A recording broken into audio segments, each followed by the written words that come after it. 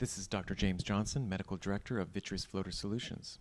If you're watching this video, you probably suffer floaters or know of someone who does and are looking for more information. I'd like to discuss a particular type of floater, a Weiss ring floater, caused by a posterior vitreous detachment. And I'd like to show you how this floater can be eliminated with the use of a YAG laser. First, we'll review a little bit of basic anatomy of the eye. The front structure is called the cornea, which is an important lens component. Just behind that is the crystalline lens, also an important lens component. The space behind that is filled with the clear vitreous fluid, which is 99.9% water, with a little bit of collagen admixture. Behind that is a particular density of collagen, which corresponds to the optic nerve head as it enters into the eye. Normally, this is not seen unless it were to separate and hover or suspend itself in front of the retina, where it will cast a shadow. Here is a cartoon schematic of the eye drawn in the opposite direction, and showing here some of the aging effects of the vitreous.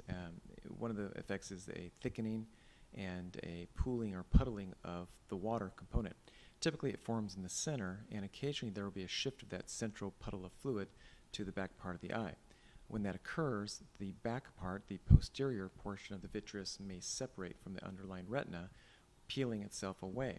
That ring-like density that was mentioned earlier can come off with the wall, and now you have a dense ring-like structure suspended in front of the retina.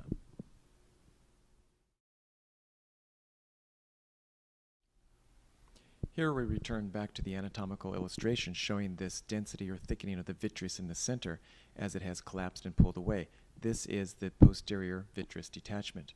That particular density that was at the optic nerve head has pulled away and is now suspended and quite well positioned in the center part of the eye. As the light enters the eye, it will cast a shadow now, and as that fluid jiggles and moves about with eye movement and head movement, the shadow will move about. So that is what a floater is. These Weiss rings are just a particular type. Sometimes they're ring-like, sometimes they will collapse, sometimes they're strands and fibers or arc-like shapes. They can have any number of combinations, but the Weiss ring really is quite a classic one and stands out quite well when we examine the eye. So for those of you trying to figure out how I actually treat the floaters, here's again another cartoon schematic showing the layout. The eye obviously is shown here. There's a contact lens that is put on the numbed or anesthetized surface of the eye, so the patient doesn't really feel it at all, and I hold it in place. And with small eye movements and in a completely adjustable laser, there is a focusing of the laser beam in a cone-shaped pattern onto the surface of that floater. There is no energy absorbed at the cornea or through the lens or on the other side of that floater at the retina. And so I have a really quite accurate focus in delivering the energy to that floater. The duration of that YAG laser pulse is about 20 nanoseconds, which would be equivalent to about 0.0000002 seconds. Very, very short duration, and the energy essentially vaporizes that tissue.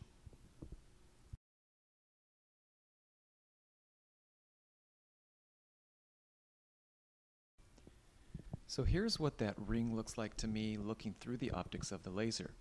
And these are difficult to photograph, but as I swing my light source back and forth, you can appreciate a ring-like structure. And the bright red lights in the background are the overlapping red focusing beams. And occasionally you'll see those red beams kind of light up on the surface of that ring-like structure. And that's what I use to focus. So again, we kind of move the eye a little bit, move my light source back and forth. And you can see that this ring does not float freely around as if it were in clear water. It remains somewhat suspended in the same position with a little bit of movement. And I apologize for the video quality. My view is always much, much better than this. And there's a freeze frame of it showing it frozen in place there. So the treatment strategy is to try to get everything lined up just right, optimizing the laser energy. I have my two red focusing beams, and when I get those two perfectly lined up right on the surface of that laser, I'll activate the laser. There we go. And there's a freeze frame. And in doing so, I have broken part of that ring. You can see a little bubble or bubbles floating away with each shot of the laser. And those bubbles are micro gas bubbles, probably carbon dioxide, of the vaporization of that collagen and semi-solids. There's a freeze frame of an actual plasma burst.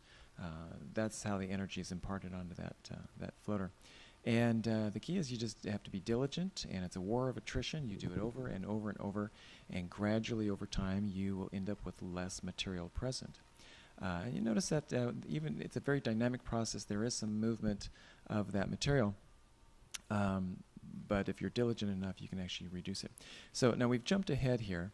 This is probably after 20 or 30 minutes of treating, and I've switched to a different lens. It has a little bit wider angle. I have a little more depth of field with this lens. And I'm just going back and finding small little fragments that were left. These are some small little pieces that I'm hitting here. You can see a couple little bubbles going away. And in a moment, I'm going to do a wider scan, and we're going to scan the quadrants here to show you that that floater that was there 20 or 30 minutes ago is essentially not there. This is, I think, a strong argument and good evidence that when some people say that, well, the floater just, the laser just breaks the floater up into smaller pieces, and so you're left with a lot of small pieces.